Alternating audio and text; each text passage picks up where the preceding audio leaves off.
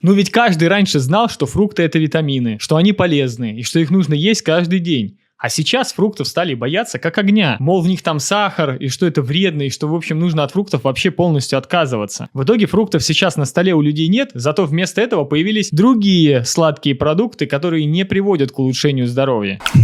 Друзья, всем привет! Меня зовут Владимир. Я продолжаю разбирать основные ошибки, которые влияют на ваше физическое и психическое здоровье. В предыдущих частях мы с вами поговорили о воде, о свежей пище, о жирах и о сахаре.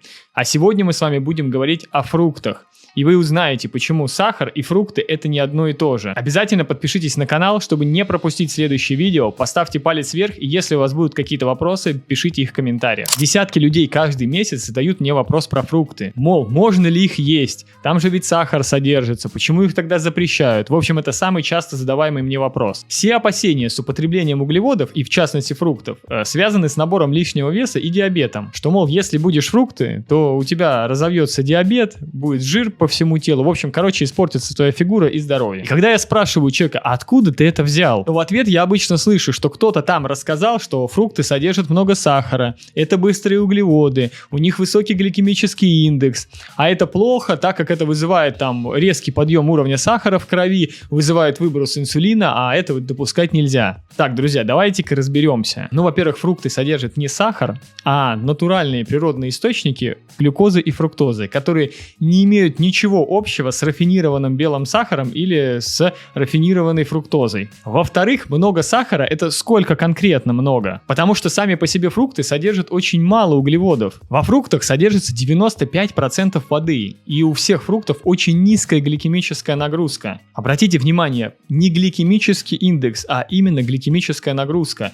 Это разные вещи, и нужно ориентироваться именно на нагрузку, потому что гликемический индекс — это оторванный от реальности параметр. Гликемическая нагрузка показывает, сколько конкретно углеводов, вот сколько конкретно калорий из углеводов попадет в ваш организм. А гликемический индекс показывает, что с какой скоростью, но не показывает, сколько конкретно. То есть вы можете съесть очень много продукта с низким гликемическим индексом, но ваш сахар в крови взлетит до таких небес, о чем вы даже представить себе не можете. И вот это как раз-таки очень большая проблема у тех людей, у кого сахарный диабет. Они об этом почему-то не знают и продолжают есть те продукты, которые и приводят их к диабету. А во фруктах на самом деле калорий немного, поэтому гликемическая нагрузка фруктов, она низкая. На самом деле это отдельная большая тема, которую я разбирал в рамках своей закрытой группы, поэтому сейчас я касаться этого уже не буду. Идем дальше, давайте теперь разберемся, что значит быстрые углеводы. На самом деле никаких быстрых и медленных углеводов не существует. Это все выдумки, чтобы запутать вас. Есть фруктоза и глюкоза, которыми и называют быстрыми углеводами, а есть крахмал, который якобы называют медленным, типа медленным углеводом. Крахмал наш организм усваивает очень плохо, поэтому все крахмалистые продукты мы обрабатываем термически. Но когда мы обрабатываем крахмал термически, он трансформируется в глюкозу. Поэтому если мы возьмем коричневую гречку или овсянку сваренную 20 минут, то это уже никакие не медленные углеводы. А мы привыкли думать об этом именно так. Ну и последний тезис, самый мой любимый. Поднимают уровень сахара в крови и вызывают инсулин. И кто-нибудь вообще задумывался, что в этом плохого? Большинство людей просто слышат какую-то новую для них непонятную вещь и начинают это пересказывать другим, не вдумавшись в смысл. Глюкоза должна поднимать уровень сахара в крови. И нет даже ничего плохого в том, что она может делать это быстро. Так и должно быть. Так и природой задумано. Вы съели какие-то фрукты, они у вас переварились, глюкоза попала в кровь.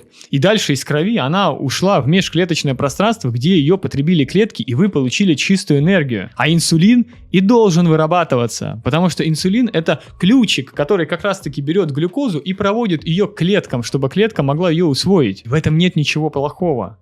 Проблема заключается в том, что когда глюкоза попадает в кровь, инсулин выделяется, но не может забрать ее в клетки. И все это остается у вас в крови. Но в этом виноваты не фрукты и даже не углеводы. Повышенный сахар, повышенный инсулин – это следствие нарушения углеводно-жирового обмена. И проблема здесь не во фруктах, а во всех продуктах, которые вы употребляете изо дня в день на протяжении десятилетий. Рафинированный сахар, жиры, белая мука и прочие продукты, которые не содержат в себе ничего, кроме калорий. Вот где надо искать причину этого нарушения. Именно сочетание жира, и сахара в вашем питании приводит к переизбытку калорий и нарушению углеводно-жирового обмена, что в итоге сказывается на усвоении клетками вот этой вот глюкозы из вашей крови. Она просто до них не доходит, но фрукты не имеют к этому никакого отношения. Конечно, если вы ничего не изменяя в своем питании, начнете вот к текущему вашему меню еще и фрукты сверху добавлять, вот на десерт, да, как многие любят, то, конечно, вы будете с этого набирать вес, просто у вас еще калорий станет больше, хотя у вас этих калорий и так очень много, вы просто никогда, скорее всего, это не считали. Вы головой-то подумайте, а потом после всего этого вы скажете, что вы от фруктов набираете вес. Ну, это же, конечно, происходит не от фруктов, а от всей той еды, которую вы употребляете. Поэтому очень важно научиться понимать процессы, которые протекают в вашем организме. Так сказать, смотреть в корень.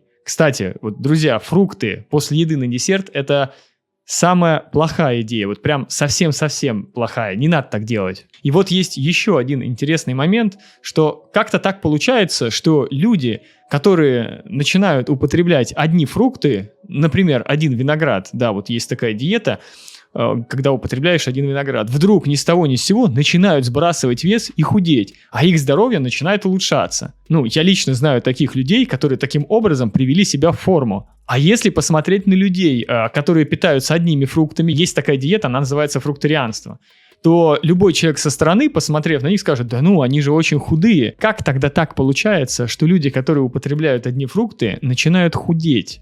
Может быть, тогда проблема не во фруктах? Да, друзья, проблема не во фруктах. Давайте сейчас быстренько я вам разберу пример одной своей ученицы из закрытой группы, которая написала, что вот она себя очень плохо чувствует, у нее абсолютно нет энергии, хотя она вот тренируется, правильно питается, занимается с тренером и так далее. Я ее попросил: слушай, дай, пожалуйста, мне просто вот, ну, что ты ешь, что ты делаешь, какой у тебя образ жизни. В общем, попросил ее расписать подробнее, что она ест и что делает в течение дня. Оказалось, что тренер в тренажерном зале минимизировал ей вообще все углеводы и запретил употреблять ей фрукты. Ну, рассказав ту же самую историю, что фрукты приводят к набору лишнего веса и их нельзя употреблять, ну и все вот это вот. По его наставлению она сидела на белковой диете.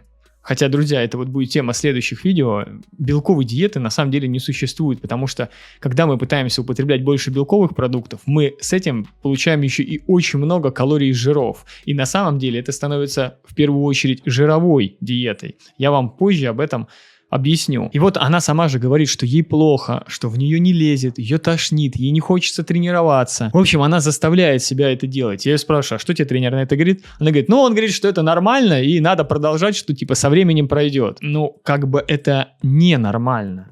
Может быть, надо все-таки слушать свое тело, а не идти против него. И вот эту ошибку допускают очень многие. Фрукты нельзя, углеводы все минимизируем, и в итоге человек сам не замечает, как начинает подъедать по чуть-чуть какие-нибудь конфетки там на работе, дома, еще где-нибудь с чайком. Вот к чему это все приводит? Ну, ни к чему хорошему, как минимум к расстройству пищевого поведения. Что в итоге и произошло? Потому что девушка просто начала постоянно думать о сладком, хотя раньше такого за ней никогда не было замечено. Все бы так и продолжалось, если бы я не попросил ее посчитать, а вот сколько ты съедаешь калорий из этих конфеток. И когда она посчитала, у нее глаза вот такие стали. И знаете, что было самое интересное? Точнее, какое открытие я сделал? Оказывается, что некоторые люди сопоставляют фрукты с конфетками. Ну, то есть по размеру, что фрукт он большой, и он, наверное, содержит много сахара. Лучше я съем маленькую конфетку, и это будет лучше, нежели чем целый большой фрукт. Только вы упускаете один момент, что во фруктах 95% воды, а одна маленькая конфетка – это концентрат рафинированного сахара и калорий. И в ней в 3-4 раза больше калорий, нежели чем в одном фрукте. Ваш организм к употреблению концентрированной фруктозы и глюкозы просто не предназначен. Фрукты содержат в своем составе не только фруктозу и глюкозу. Там 95% воды, там клетчатка, там витамины, там минералы, макро-микроэлементы, там белки. Там жиры даже содержатся в незначительном количестве, которые тоже нужны и представлены как раз омега-3 кислотами. Там ферменты и антиоксиданты и куча других соединений, которые еще до конца даже не исследованы наукой. Поэтому фрукты даже нельзя сравнивать с сахаром или с какими-то сладкими продуктами. Это абсолютно разные вещи. Ну вот клетчатка, например, которая содержится во фруктах. Но это же абсолютно незаменимый компонент. Ее нельзя оттуда никуда убрать. Она позволяет правильно работать в вашей пищеварительной системе, питает ваши бактерии. Самое главное, позволяет правильно усваивать глюкозу. И содержится она, как вы уже знаете из предыдущих частей, только в необходимых необработанных продуктах. Нельзя удалить клетчатку, сделать из этого рафинированную глюкозу и фруктозу и потом сравнивать это с фруктами. Это не одно и то же. Вот именно эту ошибку и допускают все специалисты. Вот просто для примера. В 1 килограмме винограда где-то около 600 калорий.